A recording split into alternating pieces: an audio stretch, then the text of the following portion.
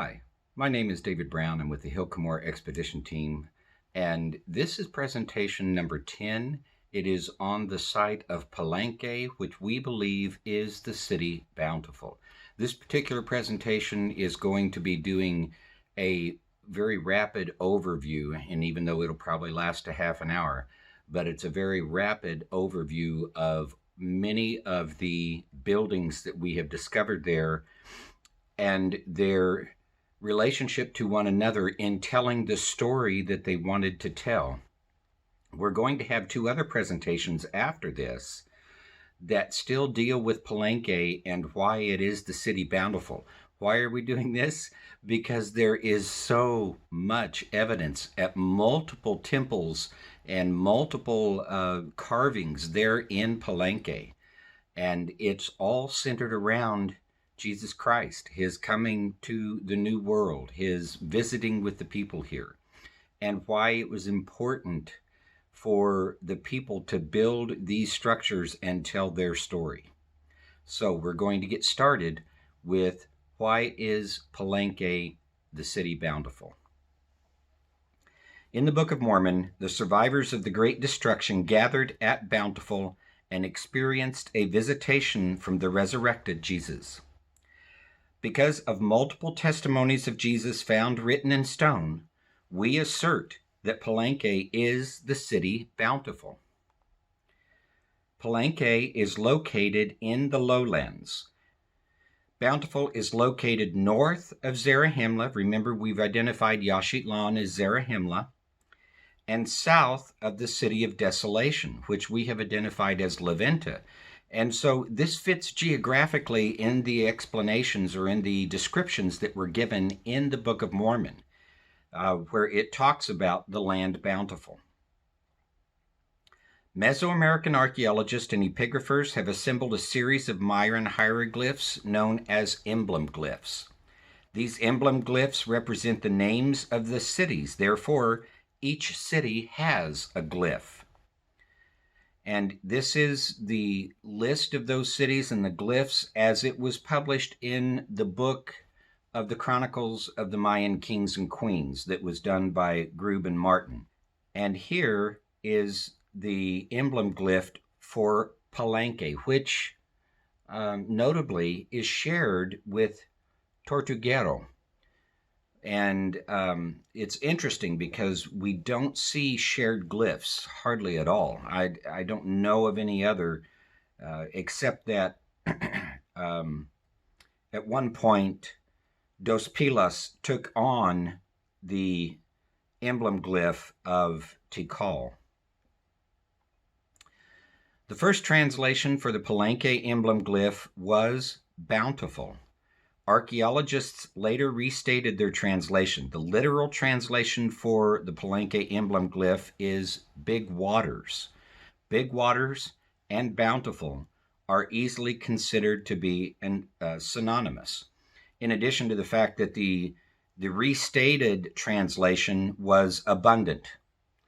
So Bountiful, abundant, Big Waters, those are all really in the same category. They are synonymous with one another.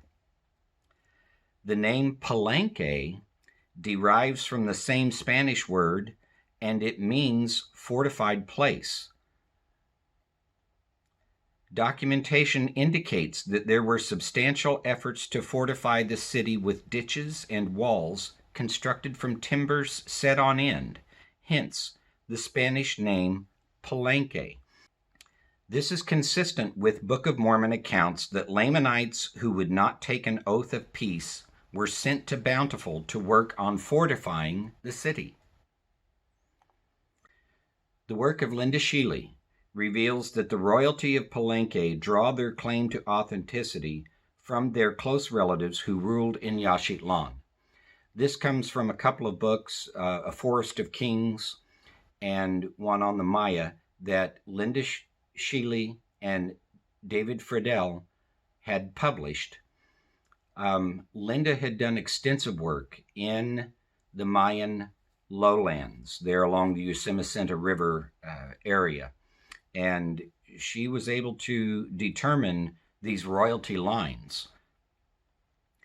In other words, the people of Palenque are closely related to Yaxchitlan, and their god G1 is the seventh generation from the first Itzamnaj, who we have identified as the Book of Mormon character known as King Mosiah the Elder, which is Itzamnaj Balaam II, and the first ruler of the unified Davidic throne. Those are just a few of the facts surrounding the city of Palenque. Now we will review the structures found at the site. This is the layout of Palenque, and it's huge. There's so many structures that are around there, but we're going to focus on the larger structures, mostly that are located in the south central portion of the site. And it is the portion of the site that most people go to today. Here is the main plaza and the cross complex that we're going to look at. We're going to start here with the main plaza. You notice to the left-hand side, there's a indication of a parking lot. When you come up out of the parking lot, you come up onto this grand plaza. And as you look to the south, you'll see a row of temples. And the first that is notable is the Temple of the Red Queen. This contains the burial of a woman. They consider her the Red Queen because of her burial, the way that it was done. And she was covered in red ochre, indicating that there's something important about being covered in the color red. This is the Temple of the Inscriptions. The Temple of the Inscriptions holds the burial tomb of Pakal, and it is one of the most famous burials in the Western Hemisphere. Why? Because he was buried in an Egyptian-like sarcophagus. It has an inscription on the top of it. Eric von Daniken talked about how the inscription meant that they were visited by aliens. We don't subscribe to that, but so much was found here in the temples of the inscriptions, and there are clues we're going to be looking at. Pakal was also covered in red ochre, but here is this grand temple, and we're going to get into details about it later in the next presentation. This is the palace, an iconic structure. You have a couple of courtyards on the left-hand side back in behind, but look at the tower. The tower is an amazing structure. It's one that you won't find another like it anywhere. A 3-story tower rising up out of the palace. Now, from the palace, you cross over an aqueduct and you go to an elevated area. That's where we're going to go anyway. That's called the Cross Complex. The Cross Complex, this is what it looks like from the porch of the palace, looking across the aqueduct over to the elevated platform that was built specifically for the structures that are put there. We're going to go through a series of temples here because each of them tells a story. We're going to start with the Temple of the Cross. Here is the Temple of the Cross. It is the largest ground to temple top construction in the Cross Complex. So there's a lot of stairs. It indicates that you have to truly make an effort to get to the top of it. But when you do, you come to the tablet of the cross, which refers to the 3 wise men. And it also refers to the birth of Christ. We're going to go through this in detail in our second slideshow from now, in number 12, but how it testifies of the Christ and who these people were. We then go to the foliated cross, which is on the east side. This has steps, but it's not near as grand as the one that we just came from. But this temple is of the foliated cross, and the tablet of the foliated cross refers to the three Nephites. But this is why it's called the foliated cross. Look at all the blossoming that is there on the whole carving.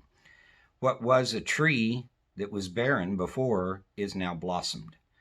And we believe that this also refers to the three Nephites, because in these glyph interpretations are references to the three precious ones. We then go to the next main temple, which is Temple 19. Temple 19 is really unique. It has a lot of things. We believe that this is Christ's temple.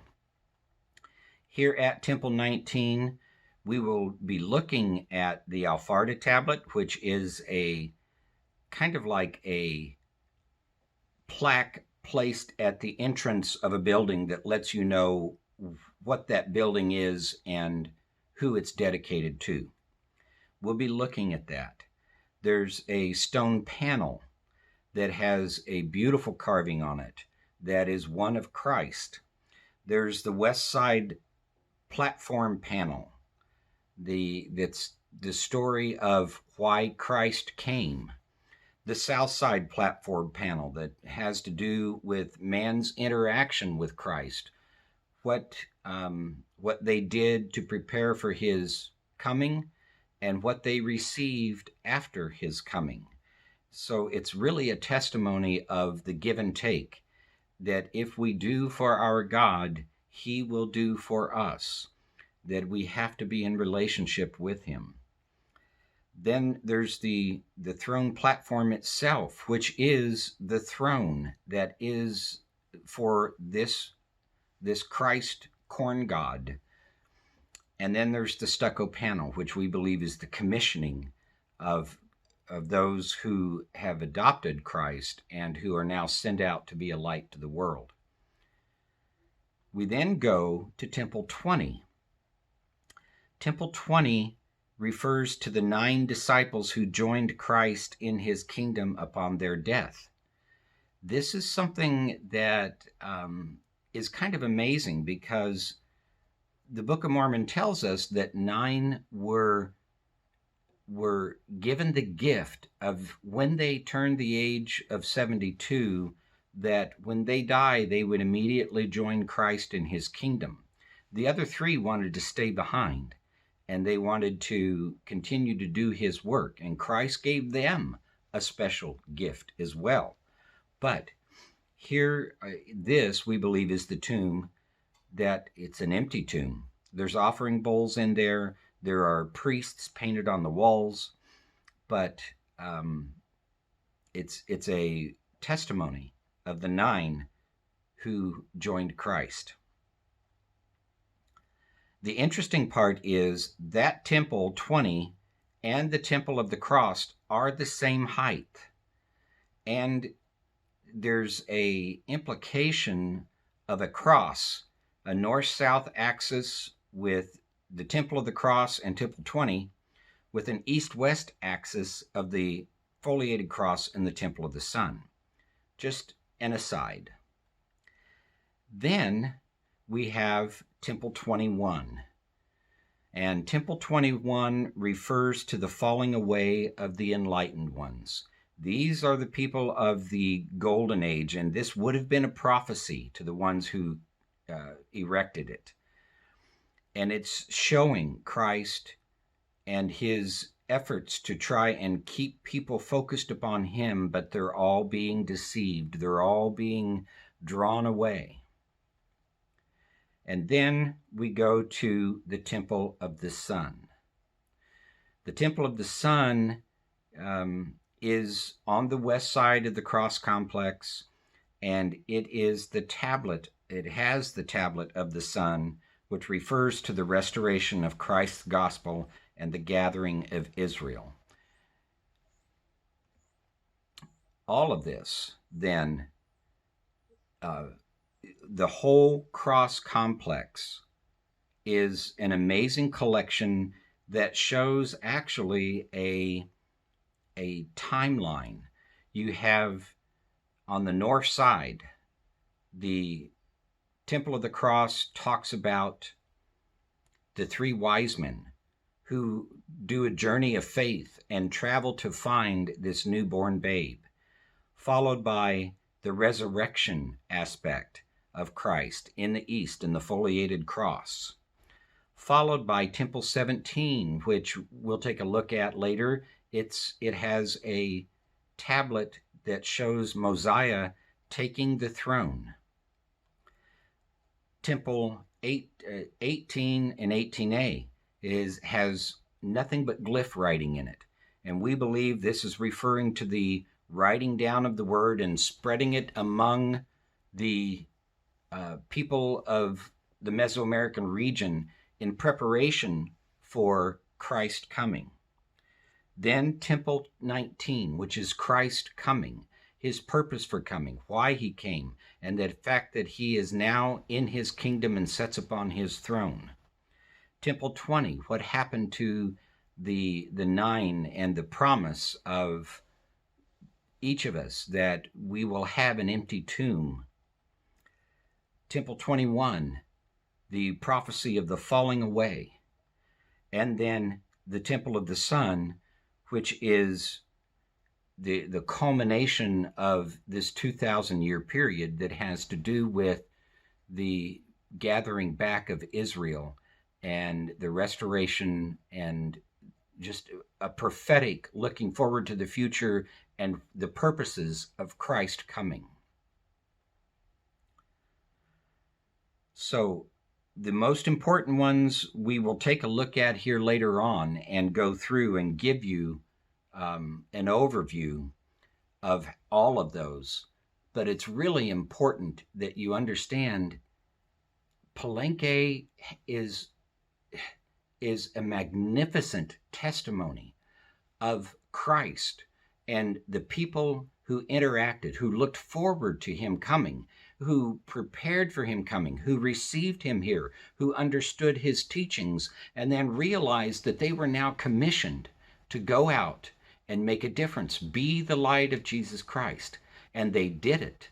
They built these structures as a testimony of who they are. We have demonstrated the reasons for selecting Palenque as Bountiful. The emblem glyph is nearly the same name as Bountiful, big waters or abundant, bountiful. It's related to the Yaxchitlan king list, which we'll get to in depth when we go into our next presentation, actually, which has to do with the Jewish relationship or the Israelite relationship that's being expressed in the testimony here. Then the story that's embedded in the city design, what we just went through, the fact that I was able to tell you as we went from building to building to building who was there and why they were there and what that structure was beginning to indicate to us. The story of the three wise men, the story of Christ's purpose, the story of three Nephites, the story of the remaining 9 disciples, and the story of latter-day restoration of Israel. It's all here. We're going to go into detail for all of that in the next 2 presentations. All of the structures we have covered in this presentation either speak directly to the Christ and his purpose, or they provide an explanation of the people who were involved in the fulfillment of prophecy that scripturally established Jesus as the Messiah. The overwhelming amount of evidence of the Messiah written in stone at this site makes Palenque the most ideal location for the city where Christ first visited after his resurrection. For all of the reasons we have covered here, we make the assertive claim that Palenque is the city Bountiful. And I leave you with this photograph. This photograph is taken from the Temple of the Foliated Cross, looking over the cross complex and onto the palace and the plaza where the Temple of the Inscriptions is located. It is a beautiful sight. If you ever get a chance to go there, I encourage you to do that. So, this is the city of Palenque, and the claim that we make that it is the city bountiful. And in our next two presentations, we'll talk about the Israelite throne and the whole royalty aspect that is being displayed here at Bountiful at Palenque. And then we'll look specifically at the Christ testimony in number 12. So we hope to see you in presentation number 11 on the royalty of Palenque. Thank you.